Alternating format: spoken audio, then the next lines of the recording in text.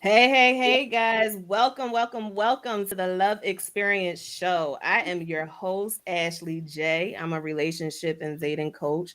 I'm a wife, mother, author, speaker, and many more things. Thank you so much for tuning in today for the Love Experience Show. Go ahead and subscribe to the channel if you have not done so already. And invite some people, invite 5 people to watch with you. You don't want to miss this episode. Thank you for coming to the Love Experience Show, which comes on every Thursday at 8 p.m. Eastern. Let's see, what else do I have for you? Do not forget, June 24th through 25th, you want to get your tickets now for the Building Your Love Empire experience. That is a women's conference that I am hosting along with Jasmine Dash and Jessica McNeil. It's going to be exciting and powerful, and you don't want to miss it. Okay. And go ahead and get your church friends, your girlfriends, all your friends, all the females you know, and tell them get their tickets. They're very inexpensive. Um, and let's see, anything else I need to tell you? Do not forget to go to itsashleyj.com and purchase your Love Experience Show merchandise. We got shirts, we got bags, mugs, whatever you want is on the website. Go get it. Okay. Today I have 2 special guests. Y'all don't get one today. You got 2. A couple that have been married for 23 years. That's right. We got the Woods in the house. Crystal, Jason, how are you guys doing? Hey, Ashley, How you are are you, doing Ashley? well. We're good. Awesome. Why don't you guys go ahead and tell the people about who you are? You Okay. want to go first? No, ladies first. Okay. All right. So my name is Crystal Woods. I am a wife of this wonderful man for 23 years. Um, I am an encourager. I enjoy encouraging women. And also, I just enjoy being around people that are in blended families like us. Yes, a All lot right. more to you than that. There Yeah. is. Okay. She's being modest. Good evening. I'm Jason. I am, of course, Crystal's husband of 23 years. First, before I talk about me, let me just say, Crystal is a wonderful wife, wonderful mother. She is an entrepreneur. She is a motivator for women who have come up in certain situations in their youth. Crystal came from a broken home type situation, so she does a lot of encouragement to women across the board and in all walks and aspects of life. She is a great. She's a seamstress. She knows how to sew. She knows how to Okay. cook. She knows how to. She has a wonderful side business where she makes her own, creates her own blankets and what do you call it? What's the trade called? What do you Where mean? you know your Crochet. blankets, you crochet. She can crochet. There's a whole bunch of other stuff, but I wanted to say more about her before I talk about me. My name is Jason, of course, as I said. I am a musician. I play saxophone. Primarily by ear. I used to know how to read when I was very, very small for a short period of time, but I don't know how to read no more, so I play by ear. But I've been playing saxophone since I was probably in like the 5th grade. I am an assistant pastor at the great church High Calling Ministries here in Maryland, in Upper Marlboro, Maryland. I've been serving in this ministry since its inception 20, almost 22 22 years ago years. this year. Wow. I serve next to a great pastor, Pastor George Hawkins Jr., his wife Charlene, First Lady Charlene, and their son George Hawkins III. and I have been able to serve in this great ministry, doing men's ministry. Done a lot of work with our youth, and so I serve now as assistant pastor, and I am a father of three great young people, well, young adults now. So my daughter's 27, Kiana. My oldest son, Jason Jr., is 22. And my baby boy is 20. Justice is 20. And I have a 3-year-old grandson, Kyrie, born to us on Christmas Day, 2018. And so that's a little bit about me, Ashley. Okay, so I want to take a moment to give you a hand clap for boasting of on your wife even more than what she like. That was beautiful. So kudos to you. Y'all Oh, clap that's it my up for girl. Jason. That's my Thank girl. you, honey. That's my Thank you, girl. honey. That's my girl. I She thought that was loves really cute. Okay. So Jason and Crystal, what is your love experience? Wow. Great Our question. love Great experience. question. So hmm I have we we met we in we met in '92. right. They Okay. always say I was robbing the cradle because I was already in college and he was just graduating out of high school. hmm Okay. So hmm I am 3 years older hmm than my husband. hmm So met we met in DC. He was with a youth revival mass choir. I was here visiting with my dad, and that is how we met, and that is how our love started. We met in '92. We had our ups and downs during that time. hmm Um, we joke about this when he didn't know what he wanted to do. Uh, Ashley, we're gonna get into that. We'll get Okay. into that a little bit more. um, I wound up going back to school. I wound up having my daughter Kiana, and then I wound up moving back here, and then we rekindled our relationship from there. So that's how our love story started. Yeah, so for me, I remember it this way, Ashley.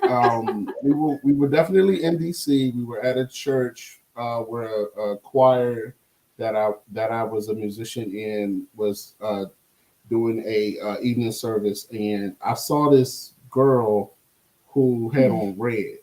Right, I she don't had on this remember red. She that. don't remember this, but I remember very, very, very, very vividly. I remember she had on this red outfit, and I saw her from across the church, and I said to myself, before this service is over, I'm gonna try and make my move. Now, Okay. at this time, right, I'm 18, 19, I'm 18, 17, 18. And so my mind was not as mature as it is now.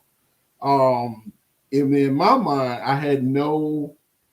I had absolutely no presence of mind that this relationship would be even a real one in that moment. She was just this He was cute girl. confused. He was She was just this cute confused. girl. I was trying to get her number. I introduced myself, and she was kind enough to give me her number. And when I asked her about herself, she told me whose daughter she was. Her Mm. father was a good friend of my mom's for years, and I never knew that her father had any children Oh because she wow. lived in New York and her father was here. So she told me, who her dad was. I was like, wow, I've known him, almost all my life. And so from there, she played this game where she was going back and forth to New York, and she couldn't really, decide where she wanted to land, See, Ashley. where she wanted to plant her flag. So, so I had to bring a strong game because it was long distance. You know what I'm saying? So I had to turn up the knob a little bit. What's so funny is our pastor is on here and he knows the real story. He knows that this guy here didn't have his act together. Yeah, so she would creep Okay. to my pastor. Back then, before he was my pastor, he was my simply my main mentor. He Okay. was my mentor, and so she would run to him like, "What's up with your boy? What's going on with your dude? Why he cutting up and all this and that?" Um, but she was cutting up just as much. It was just she wasn't telling him that side of, she wasn't telling him that side of it, right? But so so I had to eat that. Um, but over time, I think the real nucleus of our love story is that I had been raised a certain way. Mhm. My parents at that time probably had been married for 30 something years already by that time. Wow. Um, I had seen marriage work, I had seen relationships and marriage work a certain way. Mhm. She did was not Sort of the opposite. afforded she wasn't afforded that growing up. Her parents split when she was very young. What were you, like 12 when your dad left? Yes. Yeah. And so she's in New York. You know, her mom is Korean, so there was a language barrier there. There's a culture barrier there. And she has an older brother, Wayne, who had spinal meningitis. So he had Oh. a physical issue where he can't take care of himself, Mhm. even to this day. And so Crystal dropped out of school to take care of her mom and her brother, to go to work. And so she had seen relationships kind of, she didn't really have a lot of faith in relationships At all. at all. And so I came from a very strong relationship background. All my aunts and uncles, my grandparents, everybody, I seen all these relationships work. And so when we actually were trying to work things out, I didn't realize that there were so many factors kind of working against us Mm. because of the differences of how we had grown up. Yeah. Yet there was something special about her that I couldn't let go of. And so I'll give you, and this is my go-to. This She already knows what I'm about to say, but I remember this is what solidified it in my mind, Ashley. Okay. So picture this: it's 1993, 4, 5, something like that. I'm a single dude. I'm out here. I'm dating everybody. I had like Okay. three, I'm out here. So there was two particular girls that I had been talking to at the same time. I was kind of It's terrible, Ashley. in and out with Crystal. We in and So out. you was cutting it. I was, yeah, I was. Yeah, see, actually, I'm gonna be honest about me. Your girl over here, she's not gonna tell you all her stuff, right? But that's okay. That's okay. So I'm, it's a Friday night. I'm not feeling well. I think I have a cold or flu or something. Two of the other young ladies that I'm dating, talking to at the time, call me up. Hey, what's good? Let's go to the movies. What you trying to do? Let's go out to eat. And I'm like, no, I'm not feeling too good. And once I say that, they're like, all right, holler at you later. Like, click. I'm like, man, that's messed up, but okay. She calls me a couple hours later, same thing, asks me how I'm doing. I'm like, I'm not feeling too good. And Crystal doesn't drive, right? So when she finds out that I'm not feeling well, she says, okay, well, go ahead and get some rest, and I'll talk to you later. I said, okay, that's cool. 40 minutes later, she shows up at my door with a basket of soup and candy and medicine and it's all in A this basket. basket. A It's lab wrapped basket. up real nice, and she Okay. got her uncle. She got her uncle to drive her down to bring her to the house, and she didn't want to stay or bother me. She just wanted to drop that off, and say, "I'll give you a call and check on you later." So click, right? I'm like, okay, these other two shorties cut me loose, kind of like on a Friday night when I can't really take them out to eat or go to the movies or whatever. Mhm. But Crystal took the time and concern to make all of that happen in that short amount of time. And so my mother told me, she said, boy, I hope you paying attention. And I was like, I hear you, Mom, I hear you. Mhm. My mother told me, she said, that's the one. She said, that's the one. She gave me that talk. She was like, that's the one. Mhm. And she said, these other little girls you running around with, she's like, They I, ain't that ain't it. And I think from that point on is where I didn't get my act all the way together that night, actually. okay. But I did make the mental note that I was at least smart enough to know, like, a dog can tell when you don't care about Mm. them. So I had to really think about that was real. I had to really come to a realization that was something serious, right? And I Mm. could not just like play with that or let that go. And so I think that's around the time I started to kind of get my act together. And though we were trying to make this long distance thing work for a time, and it was really hard because she was back and forth to New York, going to college and things like that. Um, I think we had actually broken up, Yeah. and I had to go to the NBA one day in Mitchellville, Maryland. And who do I see in the NBA? Me.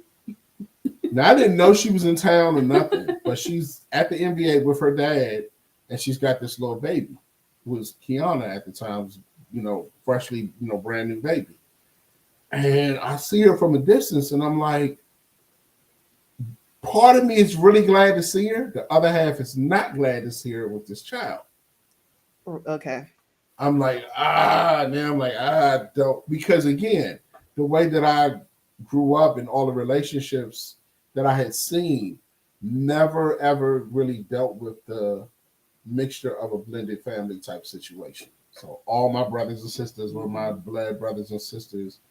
And so I really didn't know how to navigate in that kind of territory. So I had always told myself, I'm never gonna marry a girl who already has a child.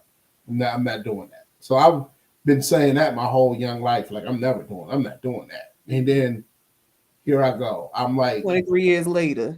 yeah, yeah. The best thing that ever happened to him. And actually, I'm telling you, man, when I saw Kiana as a baby, I was like, it's kind of hard for me to be like mad. I'm like, she's beautiful, right? But I'm like, all the drama that comes with that, I don't know if I can deal with it. And the drama, sure enough, came. Like it came. But here's what I love about my wife.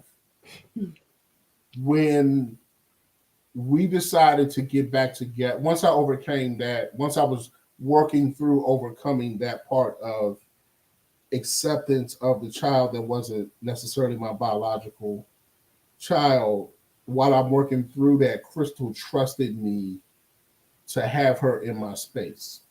So we worked out a situation to where I was able to spend time with Kiana with just her and I, and she entrusted me.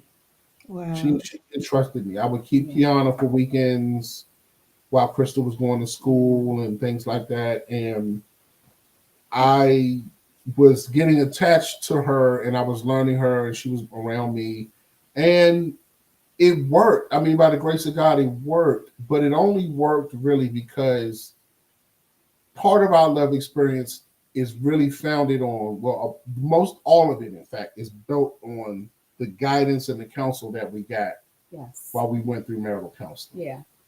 Because in the beginning, we thought we didn't need premarital counseling. But, to go back to what my husband is saying, I knew, even though we had our ups and downs, I knew my husband was a keeper by how he treated his sisters and how he treated his mother. That was so when I saw how he loved on his mother and loved on his sister, I said, if he loves them like this, he's definitely going to love me like this. Mhm. So Okay. that's how I knew he was a keeper. And he as we got into our relationship, because I had very, very low self-esteem and didn't know who I was, he kind of opened my eyes to let me know that I was important, that I was that I mattered. He was always affirming me even before we got married. And that is something that I never experienced because my father really wasn't there. My uncles, they weren't, they weren't good figures. So my husband showed me who he was before he became my husband. So I just knew that I just knew that he was a keeper. And it was kind of weird because everybody always asked, well, how did y'all propose? How did he propose? There was no proposal. We just knew. Okay. Yeah, I never proposed. We were sitting at the table. She had an apartment in DC. We were sitting at the table eating dinner one night, and we were just like, let's just tie the knot. Let's do, like, what are we doing? Let's do this. And I think the next couple of days we went to the store and she picked out a ring she liked, bought it. We bought it, and I bought it, and we started planning. Okay. So let's pause right there because I got a couple questions. Mhm. Okay. Crystal, was it easy for you to get up the get well basket for Jason because you knew already what type of man he was and that you saw him, how he was with his mother and sisters. Yes, it wasn't even a struggle. When I heard he was sick, and although I knew he was with these other females, it was just in me like, okay, I'm a, hey, Unc, can you take me to the store? I need to get this basket together. I just need you to drop me off. I just want to make sure he's good, and I'm gonna go back home. It was like no second guessing. It's just I just knew. I don't know. Like it was done with no struggle, no effort.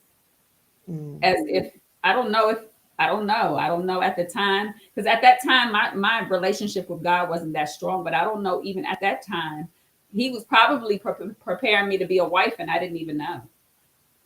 Wow. It sounds like it Mhm. Mhm.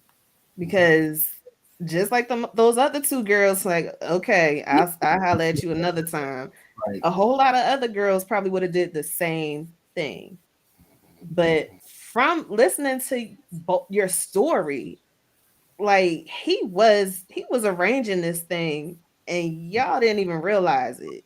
No. Mm-mm. And it was crazy because even when we were separated, I would date other people, he would date other people, and we always wind up back together. And then one day he was like, when you gonna realize like you ain't never gonna be happy in another relationship, we meant to be together.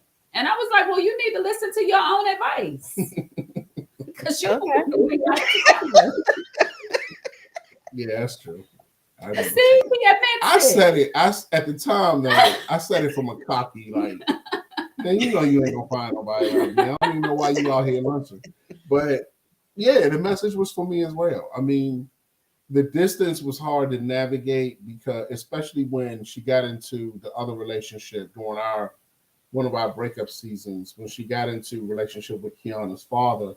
Um, I'm one of these people that is hard. Like right now, I'm I'm mad at somebody for doing something, and I really don't have no reason to be mad at them. Right? They did what Mm, they needed to do for themselves, and I got to be at peace with that. Right?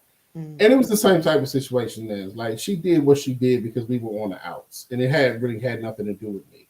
Um, but it was hard for me to turn that corner again because it was out of my norm. I'm not a person who adjusts very well on the At fly. all. I don't like. I don't. It takes me time. It takes me time to like if you change up my cereal on me, like it takes me a minute to like okay, all right. It's not that bad, but it ain't what Mhm. I'm accustomed to. But okay, I got you. Yeah. I got to force myself into this, right? But once I mm, get there, I'm there. Yeah. Um, And then we come from like he said, two completely different backgrounds. He came from structure and love. He saw what marriage was, and I came from totally opposite. I knew I. So I think when we first got married, when we had our first struggle, mm. like he thought, like, oh my God, like, or we had our first disagreement because he never saw his parents argue, like, oh my God, we about to head to divorce court oh yeah, man. because he was like, we shouldn't be doing this. And when it came to struggling, so he was able to help me with knowing what support was, what family was, because that was something that I didn't have growing Mm-hmm. up, taking Mm-hmm. care of my mom since the age of Mm-hmm. 14. Here I am 50, still taking care of her and my brother. So my thing is when it came to struggle, Mm-hmm. and we had financial issues, I'm like, just calm yourself down. We're gonna make it. We gonna take this $10 or $20 and we're gonna stretch it. We're gonna get some oodles and noodles. We're gonna do some hot dogs Yeah, and things. right. And for him, that was like a shock because Like that's not what? what he was used to. Like what is that? So areas that he wasn't used to, I was able Mm-hmm. to calm and comfort him, and vice versa. Mm-hmm. Mm-hmm. Because my when we first got married, I was so worried about him leaving because that's what I was used to. I Yeah. was used to Mm, everybody abandoning. Mm-hmm. So in my mind, even though I knew he was the one, it's just my mindset in the beginning of the marriage. I'm like, oh, he's gonna eventually leave. He's eventually not gonna want me. Yeah. She was preparing in little subtle ways. She was preparing for my exit. Like and I over time it probably took about the good first 5 or 6 years of our Yeah. marriage for me to reassure her that like I'm in this for life. I'm not going nowhere. And once I think she began to realize that, she started to release herself from a lot of the preconceived ideas that she grew up with. Mm-hmm. And I understood that it was my job to cover and nurture that, right? To keep pushing the button on that to make sure that she understood that there was nothing she could do, or there was no stick or measuring thing that she had to measure up to. She Mm-hmm. could just be her, and that was enough for me. Like she didn't Mm-hmm. have to be more than that. And what I understood, what I realized was happening. A big part of the love, experience that we've had with each other is that she said it really clearly. My structure brought something to her that she never had, but her resilience through hard time brought something to me that I never had to really deal with or pay much attention to.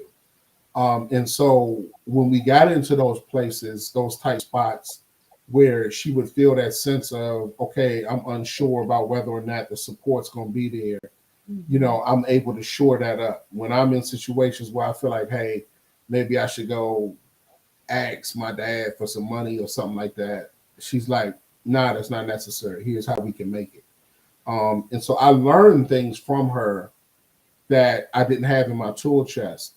The most important thing I can say about our experience is that I can't stress enough that when we went through the marital counseling, that is what gave us the foundation. And Yep.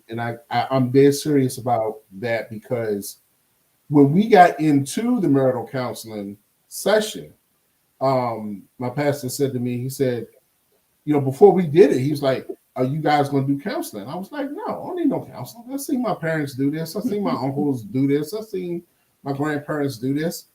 I'm close. My pastor's my brother-in-law. I'm like, dude, I seen you do this. I'm like, I'm close to you. I see you do this. I can do this. And he's like, no, you should do counseling. And I said, nah, I don't want to do it. I don't think I need it. And so he said, just think about it. We thought about it. We talked. We Yep. said, okay, what can it hurt? Ashley, Ashley, the first session, We left we left mad. out that joint not speaking to each other. And I'm Mm-hmm. like, why y'all listen to him? I'm like, I shouldn't have done that. But the exact opposite was true, because he asked questions that were in our blind spots. Yeah. Mm-hmm. He brought up things that made us really consider one another and think about things not just from the standpoint of what I want, but what the other person needs and Yeah. and, and Preferring one wants. another. Right. So it's preferring Yeah. one another. Mm-hmm. Like at that time, we didn't know what our love languages were. Yeah. Um, and so he's asking questions like, how many kids y'all gonna have? And she's like, well, I don't even know if I want any more. And I'm like, what you mean?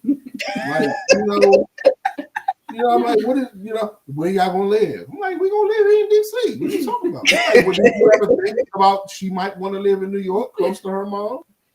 I'm like, nah, I never really thought about that. You know, all these simple questions that we just overlook Mm-hmm. that had the potential to become real, game changers, or really just send us off in the opposite direction. We didn't have communication skills that we needed. We didn't have the proper Yeah. thought processes that were conducive to nurture one another and grow with one another. I mean, I grew up in a household where my mother was a homemaker. She was here. We ate dinner every night. Everything was clean, washed. My father worked 2 jobs. He came home. Whatever my dad really kind of said what was going to happen, that kind of happened. So I'm Mm-hmm. kind of going into this with like not really considering her. Mm-hmm. And I had no idea, Ashley, that behind closed doors, my mother was giving my father the business, like who you think you are type stuff. I was about to say you Yeah, saw mom these told me. relationships on the outside. I didn't know that they had the agreement with each other that they just were never going to do that in front of us. Mm-hmm. So, like Crystal said, when we got into these disagreements, I really got Yeah. afraid because I'm like, wow, you know, we probably not going to make it because I never seen my parents do this. So that Mm-hmm. myopic view, Yeah. that closed view of what I had grown up seeing, I thought was just going to transfer over. The reality was my wife was a real person, like a straight Yeah. up New York, like Slim, what do you think you're doing? And I had to adjust. We both did. And so I think that coming from those two different spectrums, and also Kiana, she really was like the glue that really kind of forced me to open up and really allow myself to like love unconditionally. Yeah. Yeah, that was Mhm. huge. And even when we got married, I mean, I knew they were building their relationship, and I loved the fact that they was able to have their own relationship outside of me. But even the day that we got married, and I didn't even know he was doing this, when he gave me a ring, he gave my daughter a ring. He said, "I'm not just marrying you, but I'm marrying your daughter. Like, this is a package. Like, this is Mm. not just me marrying you." And I was like, wow, okay, God. Like, Yeah. yes.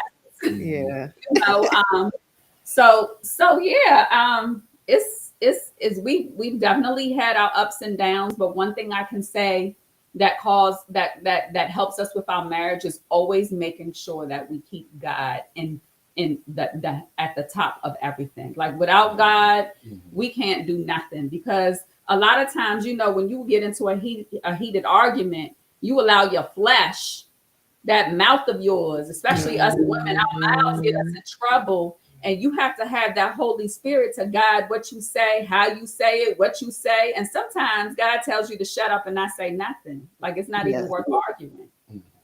Like, just leave it alone, give it to me. And there's times I had to actually go back and apologize because I had said some things. And, now, I don't think I've done that in a very long time, since the beginning. I think we got into one argument. He was supposed to take care of something and he didn't do it. And I was like, see, if you just did it, we wouldn't be in this predicament.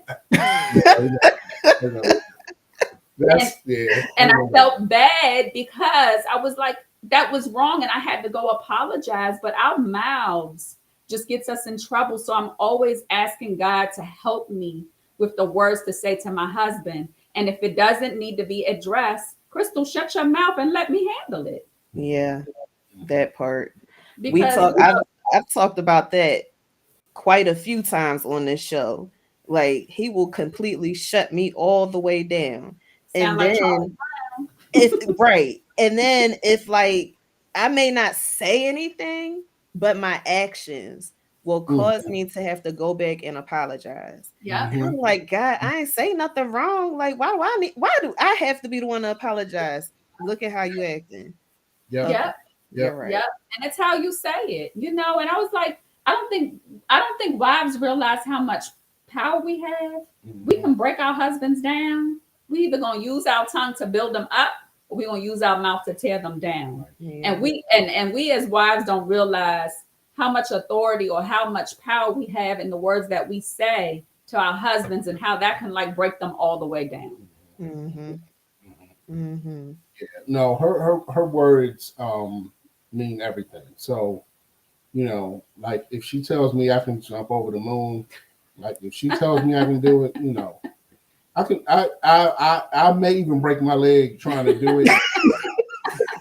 Um, but we don't have very many arguments, and I don't say that from a standpoint of braggadocious, but I'm saying that because what I've learned over 23 years is that the communication is just like, it sounds so cliche-ish, but it's important. It's Like very how important. you talk to one another, and so we do counseling. As an assistant pastor and minister and everything like that. My wife is also an elder; she's an ordained minister, and we do a lot of counseling and talking to couples and things of that nature. And one of the things that I just wish I could get across to people is that your spouse is not your enemy. Yes. Like your spouse is not your enemy. Just because you have some issues or some mountains or some challenges that you need to get over or get through, it is having that understanding that this person is with you, Not going against through you. the same thing, Mhm. trying to get to the same place, but we're getting there together. And Yeah. I think too often what I see is people begin to turn on one another. Yes. Mm-hmm. Not realizing that your spouse is, you become one flesh when you get married. Yeah. You Yes. know, you become one. And so if I, I'm forever trying to drive home the point that if you can see the challenge from the other person's perspective, that's like half the battle. If I put myself in your shoes for 5 minutes, that understanding carries me a long way. Mm-hmm. Proverbs talks about how a house is built um, through wisdom, right? And then it's established through understanding. So it's like you have to have the wisdom to be able to have the conversation and then understand where the other person is coming from, Yeah. understand their perspective. Then that house is resting on a real sure foundation because you have an understanding. And a lot of times we're so busy talking at one another that we're not taking the time to understand where that person is coming from Yeah. and to give it its proper due, like respect. Like respect what I'm saying to you. Yeah. Like don't discredit or discount what I'm saying because it's not what you feel. It's like I gotta, try to Yeah. see this from her standpoint. Yeah. And it makes sense. If I'm in your Yeah. shoes, I probably do the exact same thing you're doing. So let me change what I need to change about me so that you can make the adjustments you need to make, and Yeah. so we can do this thing together. Yeah. Communication is definitely key. And I've learned being married to my husband, you know, we think that they're automatically supposed to know how we're feeling. But if we don't express that to them, they don't know. They don't know that we're irritated. And because we held it in for so long, and then when we finally do, we Mm-hmm. explode. And your husband Mm-hmm. looking at you like, what the heck just Yeah, like what happened? in the world? What is And wrong with you? right. So I'm like, you can't expect your husband or your spouse, not even your husband, your spouse, you can't expect your spouse to know how you're feeling or what you're dealing with if you never express it to them. So you Mm-hmm. have Mm-hmm. to effectively communicate. And when I say effective, like he said, you have to listen to what they're saying, not listen to them and let them finish their sentence. Yeah, right. Not trying to Make your point. make your point before they can even finish their statement. Like Yeah, really listening to what your spouse is saying. yeah, yeah, yeah. No doubt. That's something that I teach my clients. When I work with my clients, when I'm working with a couple, I let them know, listen, when you're in a discussion, you need to let the other person have their moment. If you feel like they talk too long, use a timer. Yeah. Everybody has the same set time for Right, how long you can say whatever it is that you need to say. After that timer is over, stop. Let the other right, person answer. But while he's they're talking, you need to open your ears and listen. Do not formulate an answer in your mind, a rebuttal, nothing. Don't do right, that. Purely right. listen to what they're saying. I don't know. Because Yep, that's when you get to the root of the problem. yep, Yes. By absolutely. hearing. Yep, Yes. absolutely. One of the most important things in our love experience that I think that's benefited us greatly is, besides the fact that Crystal's just a great person. Like I don't, sometimes I feel bad when I'm counseling and talking to people because I don't really have a lot of the issues that some of the people bring to me because Crystal is such a chill, light, laid back. It takes a whole lot to like Until you until you cross then me. once you cross it, like there's a line of demarcation, right? Once you cross it and she puts you in that box, okay. That's She it. might smile at you, but you in that box. And, but it takes a lot to get there, right? You really got to screw up to get this woman on your, to put you in that box. You got to do a lot. Um, and we try our best to make sure that we not only support one another in the things that we're doing. I Mhm. have a jazz circuit that's called Jazz on J Street that she named it. That Okay. it's a gospel jazz group that we have. We've done concerts when we sold out certain places and things of that nature. But I brought an idea to the table, and my helpmate finished it. Like she Mhm. in the scripture came alive that she's my help me, and that my job as a visionary is to bring something to the table for her to work with. Mhm. And what I Mhm. think a lot of brothers don't understand is that If you don't bring something to the table, your help just is like, what am I here to help you with? Like, I don't have nothing, because something has to be in you for you to lay on the table, for her to take that and say, okay, I got this, I got that. Right. You brought, so I brought it was her that really, I had lost my sister in 2008. I was feeling really depressed. She knows that I love jazz. One of my favorite artists was in town. She went and got tickets, didn't tell me. She just told me the night of the concert. She's like, "Hey, get up, get dressed. We going to see your. We going to see your guy." We went. I was like, "What? Are you serious?" She's like, "Yeah." We went to Reed Temple. We heard Kirk Whalum's jazz, gospel according to jazz, and I was just in the floor. Like, I not let alone that the concert ministered to me. It was just the idea that she understood where I was, knew that I needed something. She knew me enough to know what was going to pick me up off the floor, and she got it, and she laid it all out, and she worked out all the details, and we went. We had a great night, and it was at that concert that I got the vision for Jazz on J Street, because I saw in front of me what I always wanted to do with my music. And because of that act of love toward me, I got the vision for what it was God had given me to do on a smaller level. Um, and once I gave her the idea, man, I said, man, I could get my guys together. We could do something like this. She was like, yep, yes, you can. And here's what you're going to call it. She gave me the name. She worked out the venues for our first concert. She put the whole thing together. I didn't do nothing but focus on the music. And what I'm saying to brothers is, sometimes your marriage is frustrated because you're not laying your vision on the table That's for her good. to take it and do what God designed her to do, which is to help Adam tend this garden, take care of this Eden that I gave you, right? And so she makes my home Eden every day. Like, you know, she makes the house a home. And it is the grace of God, that, because I don't deserve her. I mean, that's a big part of the love experience, is the fact that that's the grace of God, is that He will give you what you don't deserve. But it is for you to, once He gives you what you don't deserve, to recognize it, right?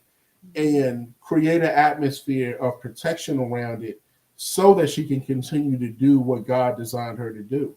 And so every time I bring something to the table and I ask for her idea, she doesn't bring me just one idea. She gives me several ideas as to how we can do this. Um, and that's what one of the things in our love experience that I love the most about her. I know I'm rambling, but I love her because she takes that thing that God gave me, and she puts it in position for it to grow, and do what it is that God designed for it to do. And so I'm always trying to tell brothers, first thing I want to ask you is, have you figured out that purpose for your life, right? God's purpose for your life. Because once you figure that out, then your spouse has a better idea of her, about her importance in that picture. Like, she doesn't just want to be outside of what it is you're doing. She needs to be intimately involved in what you're doing, because your big head just you want to go do it, but she's going to bring that grunt work that's going to say, okay, but here's how you're going to do it. So she works out. Yeah. That's why she pays the bills here and I don't. I bring my check.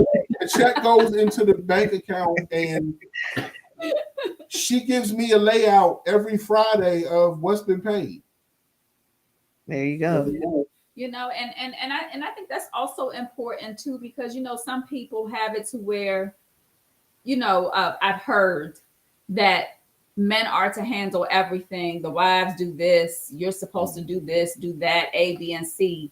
Um, I know, because I know for a little while it bothered him because I made more money than him. Oh yeah, man. But that didn't mean that he still was not the head of my household. Right. That didn't mean that he was not still my covering. And that's what I try to tell people. Just because I make more money, he is still the king of this house.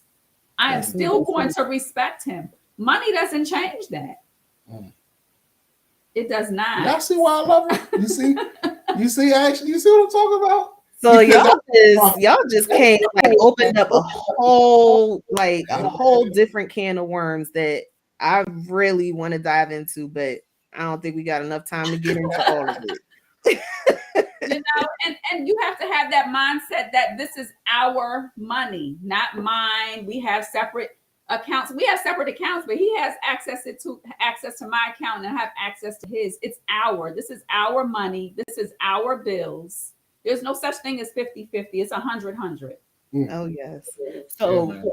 I want to jump in for a second Okay. because sitting back and observing what you Mhm. guys are saying, and really I'm really sitting here visualizing it. I'm a seer, so I'm visualizing it. Mhm, And one thing that is popping out to me, Jason, when you said you don't deserve Crystal, but this is the thing, I'm seeing it differently. Both of you have proved yourselves to each other. mm, So this thing is coming easy for mhm, you to be able to say, you know what, you can take the bills, you take the money, pay the bills. She proved to you that she can handle that. mhm, And you proved to her that she can Mhm. handle what she's going to give you because you started with her daughter. mhm, Yes. mhm, That's Yes. there are not I my hand is to God. There are mhm, not many women who will take their little baby mhm, and let the guy that they're seeing mhm, watch their baby. And mhm. there's a Mhm. whole lot of reasons why. Yes. But the Valid fact that reasons. she did that Hmm. speaks volumes. Yeah. No. Yeah. No. You're right. You're telling the truth. I mean, it took me a minute to even make the suggestion because I understand exactly what you're saying. There's a lot of valid reasons why that doesn't happen. Um, and I remember that season of my life when we were in a relationship and when I wanted to cross that bridge. It was because I began to understand my position in Crystal's life and why God brought me into her life. She needed covering and she needed protection. And she needed to understand that there was somebody out here who did not want anything from her other than just the natural being in your company, just loving you as a person. There were no Mhm. ulterior motives. Mhm. It wasn't, I'm not trying to get in your pants. It's none of that stuff. It is, Mhm. I see you, Mhm. right? Like I see you. Um, and I see through, she used to walk around with baggy clothes because she Yes.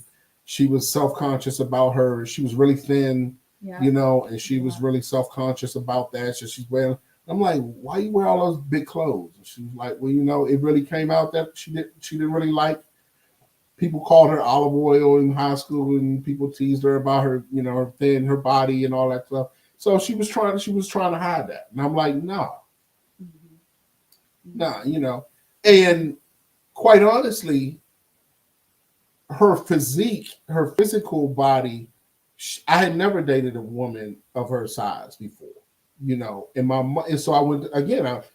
I went to my mother. I said, "Mom, how do I handle this?" I'm like, she don't really have,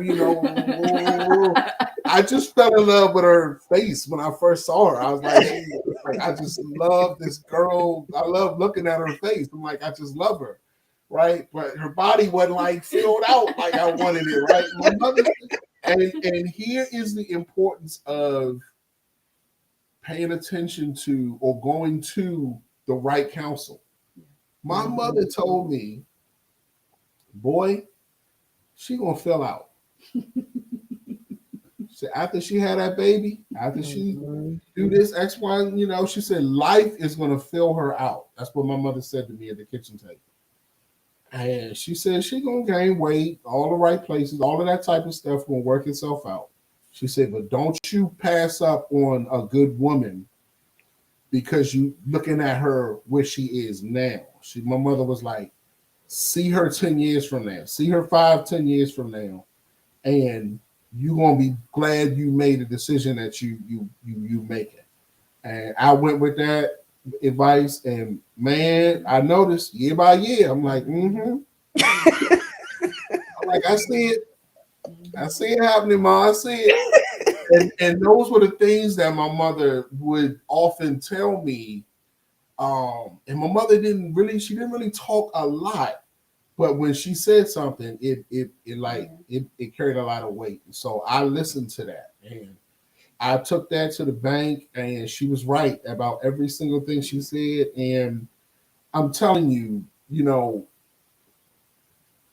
love, our love experience is really just founded on trusting what we could not see at the time. Yeah.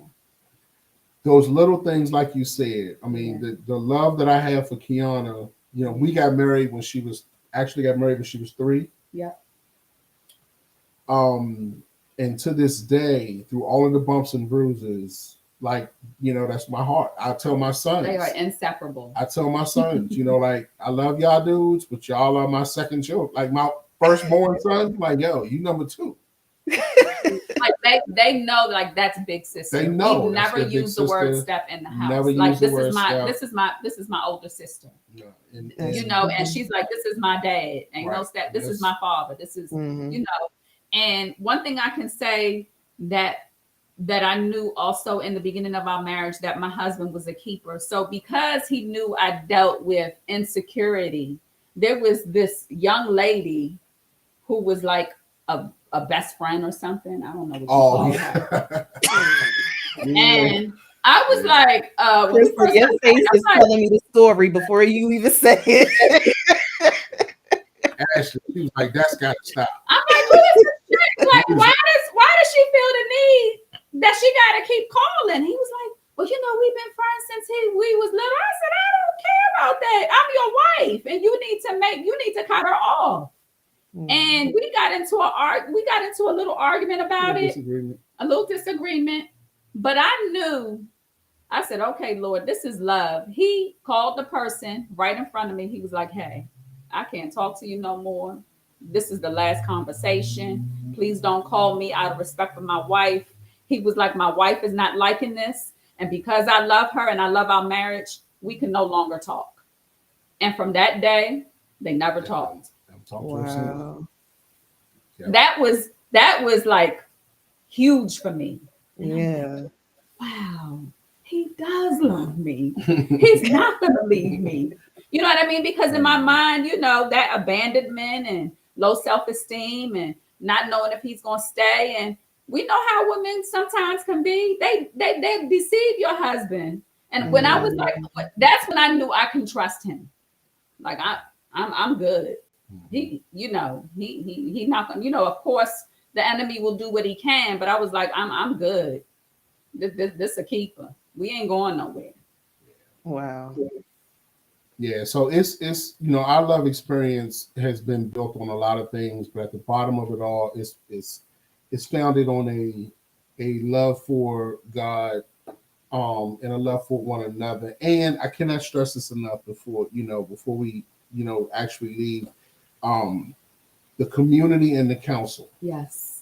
Be careful who you allow in your Right. space. The community is so important because you have to have other people who are where you want to be. Yeah.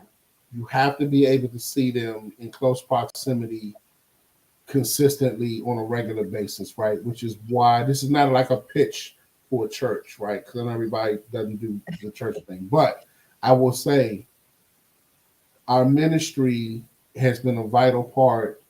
And when I say our ministry, our community of at High Calling Ministries has been a vital part, because there are so many stories and so many different experiences that we've been able to learn from, and we've been able to avoid certain pitfalls based on counsel that we've received, not just from our pastor, but from others who we value, and when we look at their relationships, right? And the counsel that we get is so important, because without that counsel, you're really kind of left up to try to figure it out on your own.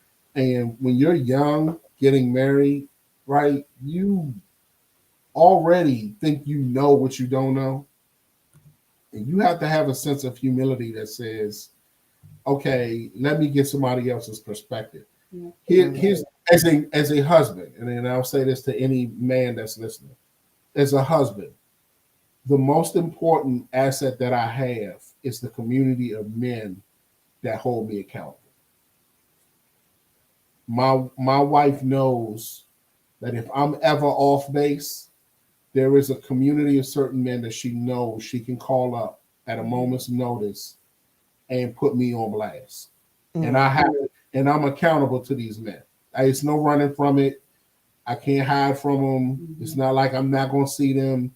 They have access into my life on a consistent basis. I'm an open book to them. If they see me out of pocket, Mhm. if I talk to her in a brash way and they happen to see it or hear it, they have every green light to pull me up and say, "Hey, dude, I saw you last Sunday. You didn't kind of sound right when you was talking to Crystal. What's going on?" They have that full. My children know it. They know Mhm. that if dad is lunching out, acting crazy, these men they can call and say, "Hey, you need to talk to my dad because he ain't right," and I have to explain.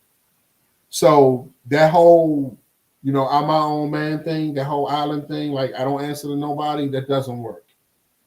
For our love experience, what keeps Yeah. it where it is the accountability that I have around me, the men that I respect, and have around me that keep me balanced and keep me based, and keep me grounded. And my wife has full access. These men, everybody knows what time it is. that's great.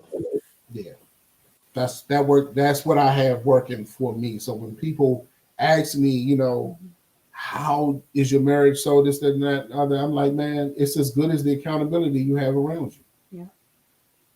Yeah. Absolutely. And vice versa. The same thing with the women. You gotta have that tribe that's gonna hold you accountable. You gotta have that tribe that's gonna tell you when you're right and tell you when you're wrong, and you gotta be okay with it. Mm-hmm. You know what I mean? Because you have so many people who say they want the accountability, but then when you really hold them accountable, they really don't want it. They get an attitude, Yes. off at the mouth. Right. I'm grown. I can okay. Well, you said you wanted accountable. I'm just doing what you asked me to do. Right. Right. Right. Um, I tell my friends that, you know, when I'm first meeting somebody and, we're starting to develop a friendship, look, I'm not the yes friend. I will let you know when you're wrong and I'll let you know when you're right. I'm gonna get you together. I'm gonna do it in love. But Yep. that's not, Yep. I'm not that one. Yeah, You gotta have that. yeah, You And gotta I have do it. ask for it in return. Yep. yeah. Yep. Yep. Yep. Guys in the audience, you're watching. If you have any questions or comments for Crystal and Jason, please go ahead and drop them in the comments now. Thank you. They Thank are a you, great couple. Pastor. I really love this time with you guys. It's not very often I get to have a couple on. I can count on one hand how many couples I've had on the show. And it's Um, so funny because when you asked, and I was like, that's why I was like, well, can I asked my husband, I said, if she's okay, you want to be on the show with me? He said, of course. Of and course. I tell people that I say that when I tell people about the show, I'm like, it's for couples, it's for singles, for individuals, meaning if you're part of a couple, I want everybody, but it's always, Oh, one we or the love other. you too, honey. But I thank you guys so much. Ashley, thank you for having us. Yes, it's an You are honor. you It's are an an honor. outstanding host. Yes, you Thank are. you. You are. All right, so I got a couple comments. Well, I have a comment and a question. Okay. Um, Draymond, am I saying your name Mm-hmm. right? Jamal. Come on. Dramon. Okay. They have helped my marriage out a lot, and I thank God for them. That's awesome. I can see how they have helped. I really do. This question comes from Jasmine. What was the hardest part of courtship for you all? How long before you guys got married? You didn't miss it. I don't think we got into it. So you Um, guys want to answer that? yeah. So we, So the yeah. hardest part of courtship was trying to keep our hands off of each other.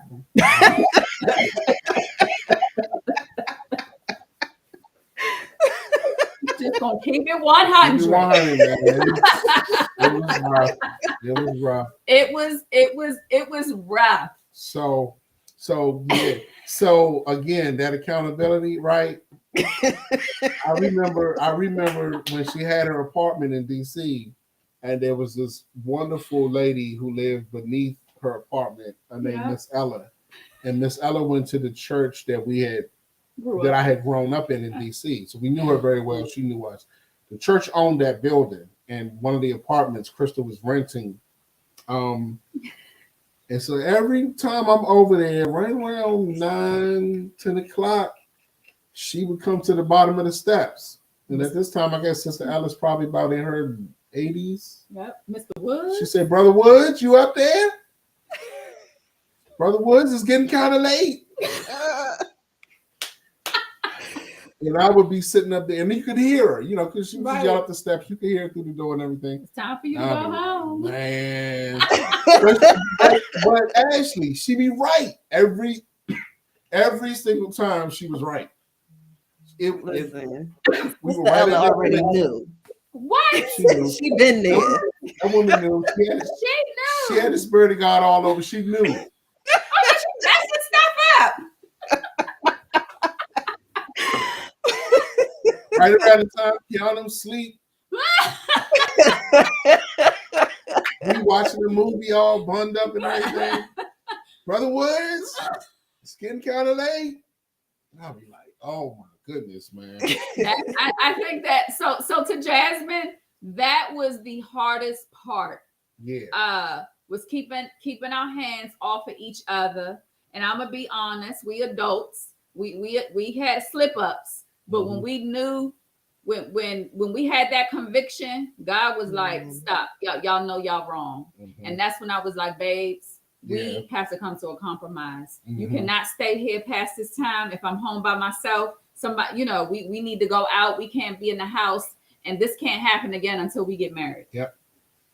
We had to put the boundaries up because we was going down the slippery slope. Yeah. Now your boy was mad, but I could not disagree. I was, well, so we met in 92. We got married in 98. No, 99.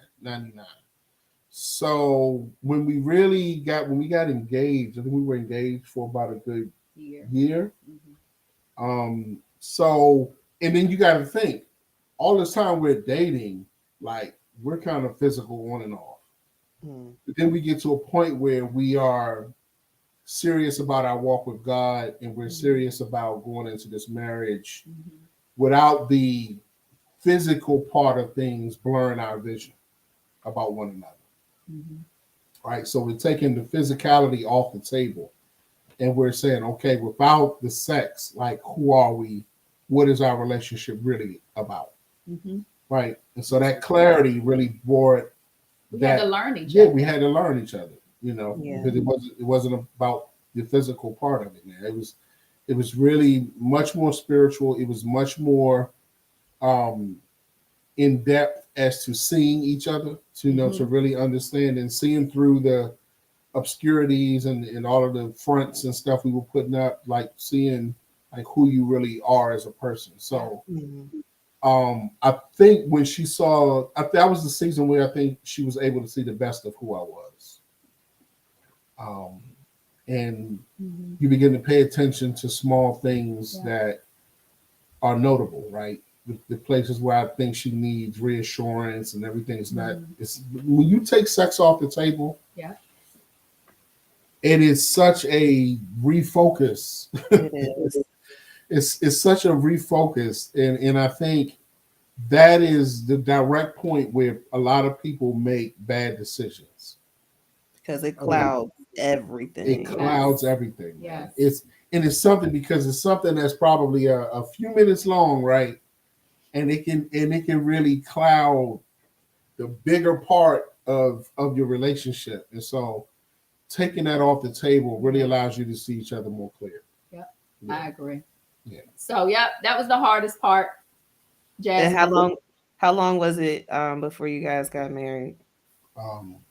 So when we really got serious with each other, I want to say it was probably about 97, six, 97. 90. Okay, 97. 97. And we got married in Got 99. married in 99. So about Okay. a year and a half of that when we actually got engaged.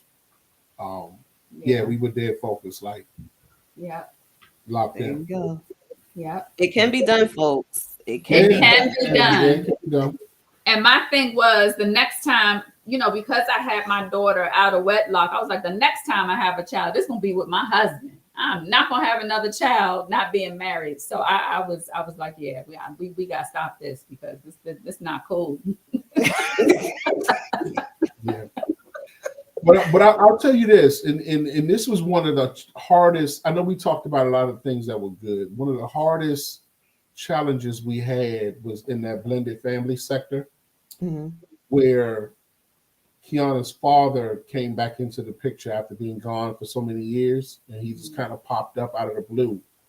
And then he would kind of disappear. He would get into her life, then disappear for a few years, pop back up, disappear. He was doing that thing Yeah. kind of most of her young life. And he and I were really kind of on bad terms. And it's funny because in the very beginning, when he first showed up, Crystal was like, no, we're not dealing with him. I hope he stay gone. I don't want to see him. I don't want him around Kiana. And I'm like, Crystal, you can't be like that. You can't be like the woman of God. You can't be like that. To give this man the opportunity to get to know his child and be in her life. And I'm speaking from this real uppity like Story place, changed right? real quick, Ashley. Man, once I got Man of God. to dinner know. with this dude, oh my goodness.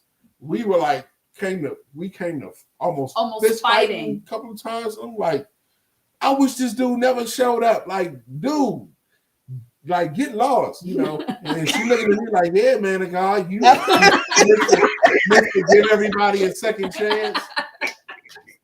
Don't keep him away. Exactly. Exactly. Yeah. And That could be another whole segment. yeah, that's a another whole time. other segment. I don't even have time for that.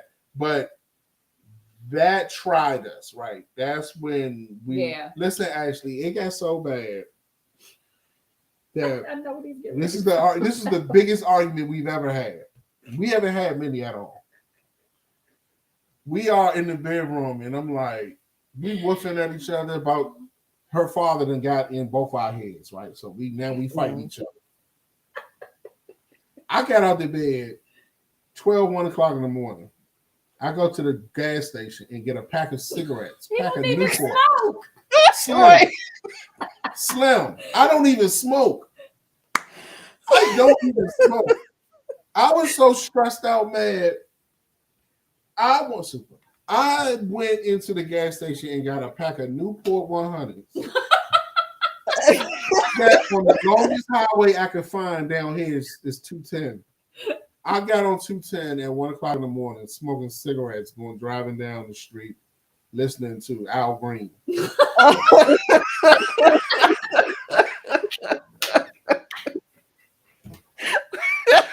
I'm like, what in the world am I doing? Like, I'm like 4 puffs in, and I'm like, He all coughing. I was about to say, was your chest burning?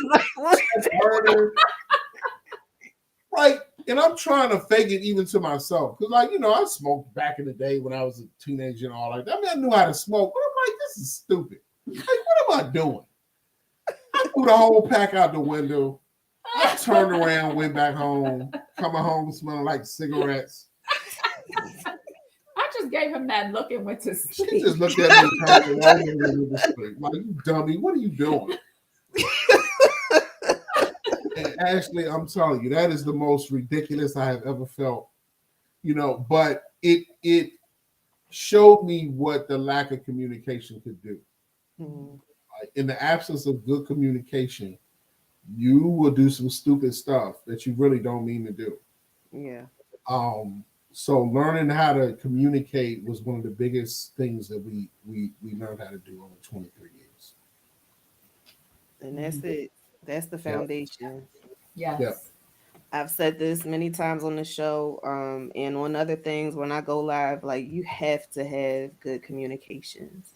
That is like that will cut down half of your issues. Yes. If And that's you with know any how to relationship. communicate. Yes. any Yep. relationship. Yep. If you know how to communicate, you will Yes. solve a lot of the issues that you're having. What? Yes, indeed. Yep. Yes, Learn indeed. how to communicate. Get people that can help you in that area. Hmm. Yes. Get a couples therapist. Do whatever you need to do to learn those skills because they are important. Yep. Yes. You Yep. have to. Definitely. Absolutely. Absolutely.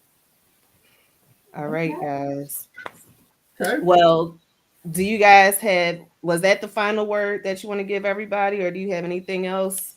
I think The final word. final word, I would say anybody in a marriage, make sure, I'm going to bring the spiritual. Make sure you keep God in the mix and effective communication. And you are not your spouse's enemy.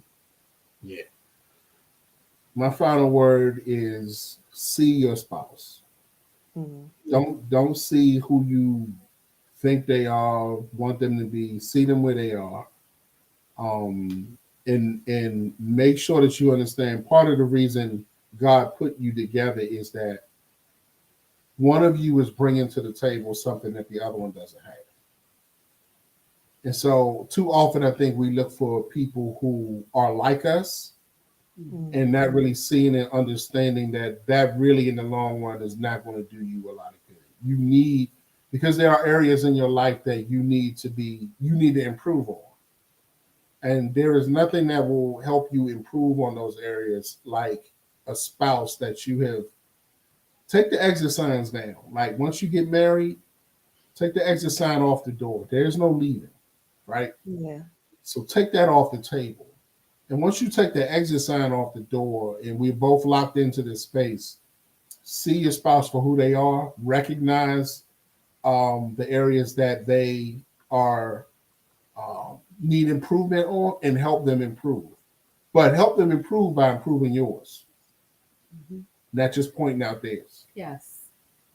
Yeah, That's that's my good. final word. That's That's good. good. All right, y'all. We had an amazing, amazing episode tonight. Um, guys, if you are watching in the audience and you would like to be in the spot where Jason and Crystal are, reach out to me, email me, DM me, whatever you need to do, and I will set you up with a day. And final note, and that is, what is your love experience? I will see you guys next Thursday at 8 p.m. Eastern. Thanks. Bye.